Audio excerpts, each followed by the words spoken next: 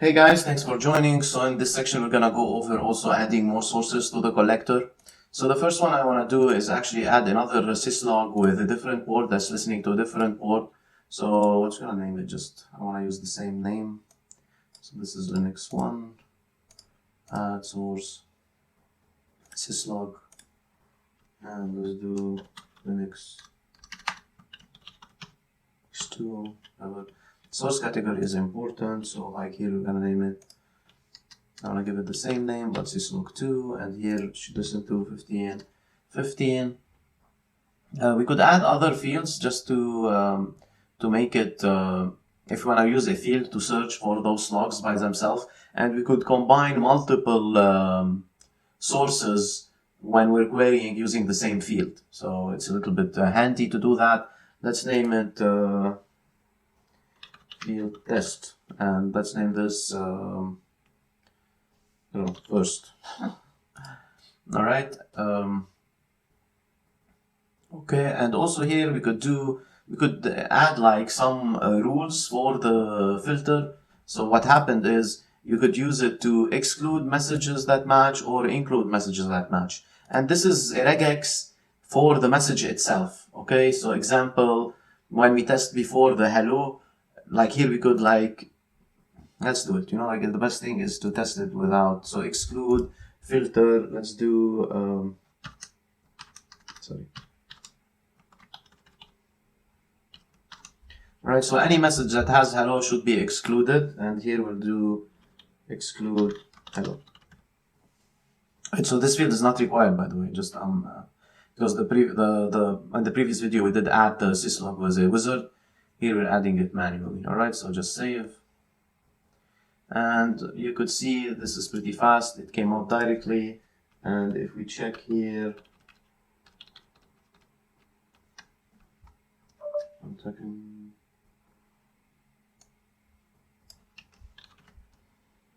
And as you could check here on the board, you could see the board has been directly configured. All right, 1514. Sorry, 1515. So let's click here on this one. And last 50 minutes we have nothing. All right, so let's run our. Let's send some logs.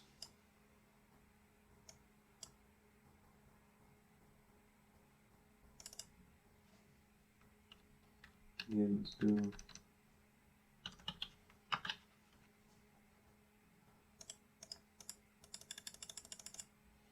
Alright, so we've sent like 20 logs, one that says log 1235 and the other one that says hello 7, right? Actually, there's one here, but anyway, it doesn't matter, this is gonna be excluded.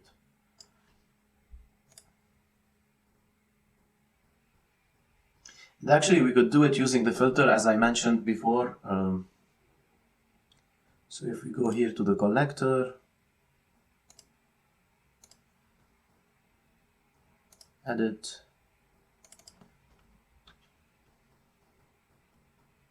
new log,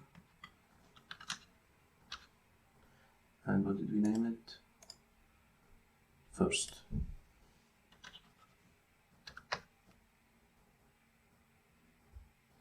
It takes some time for it to get to the. Actually, I'm sending it to the right port, 1515. First UDP Linux 2. Did I save? I didn't save, it seems like.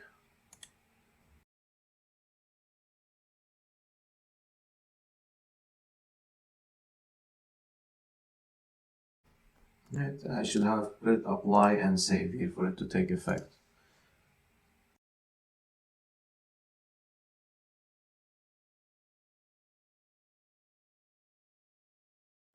Alright, and as you could see here, actually we got both now because I didn't enable the filter. Alright, so I think now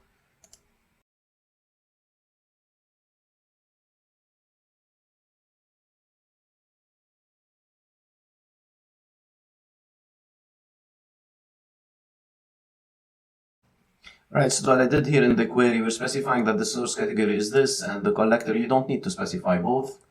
So we're looking at this source category. So this is a tag that has been given to from SumoLogic to the logs, and we're specifying like also here to count them. All right, and to count the message as raw.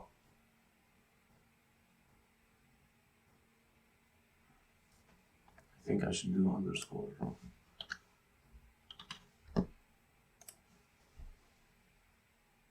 Yes. And as you could see now, so I've run the script again with log 8 as the first message, and the second message is, so this is log 8 as the second message, the first message is hello 8, and based on the regex that we have put, that's filtering the input, the incoming traffic, those logs are not showing anymore, okay? If you need to do any restriction, you could here exclude, include, and hash the match and mask the message that match. This is in case there's a password or something. The hash, I've never used it. We could read here, you could read here when you click on what does the processing rule does. So what does hash do? Okay.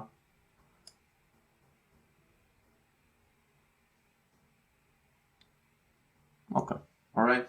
So here it explains what those two will do. So we did exclude for this, all right? So I wanted to also go over like, so we did a syslog, we did add another syslog in a different way. So now I want to go over also adding like from the server itself. So what you could do also, you could collect logs from the server itself. You could do it directly also. You click here, add source, and under add source, you specify a remote file, okay? And sorry, not remote file, local file. And here you specify the file path. So let's say you want to get all the logs, and let's say syslog. And so what it does, it gets the file where the collector is located with this path, okay? And what we're gonna name it, local syslog file, I don't know.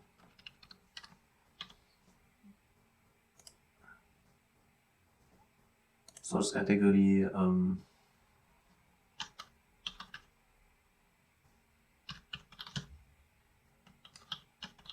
so local syslog.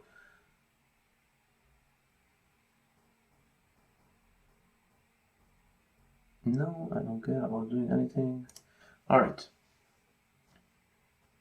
So this will get like the syslog. And what I really actually recommend, like whenever you try to use the setup wizard, because it's really helpful, okay? And it helps you by creating also dashboard and stuff like that for those source corrector automatically, all right? So let's go back. Like example here, if you wanted to collect from Linux, you click here. It's gonna do the same thing that we did, but it's much user friendly, and it tells you what are the path that's best to collect, and also what it does, it creates the dashboards for you at the same time, right? But let's do back. I don't want to do that right now. And what you could do just to verify that it's working properly, you could refresh, and also what you could do is just check if the logs have reached the server. It takes some time, and also the nice thing about the wizard, you'll see like when the data has been uploaded too. All right, I want to go over also like the Docker.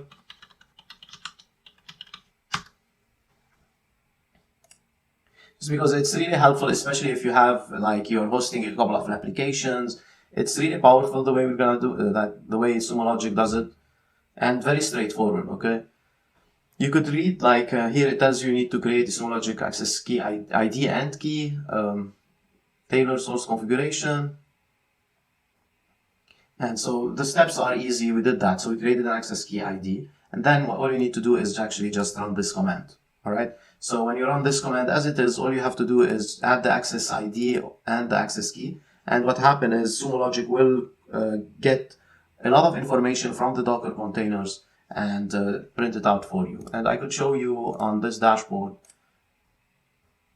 So you could have the network information, you could have the CPU information, and like the CPU performance of each Docker container. And like those are all pre-configured. Sometimes you might need to tweak it a little bit. Like in my case here, this path was different, so I had to change the JSON path here. And the way it is, it's pretty straightforward. This is the dictionary, second dictionary, and the third, like this, sorry, key, and the value is gonna be as sent byte, okay? And I think that's enough for this video. In the next video, we're gonna go over, what are we gonna go over in the next video? I think queries. Queries is we're gonna go over in the next video. Please guys, if you're interested in this video, like and subscribe. Click the notification button to get notified of the upcoming videos. And thank you.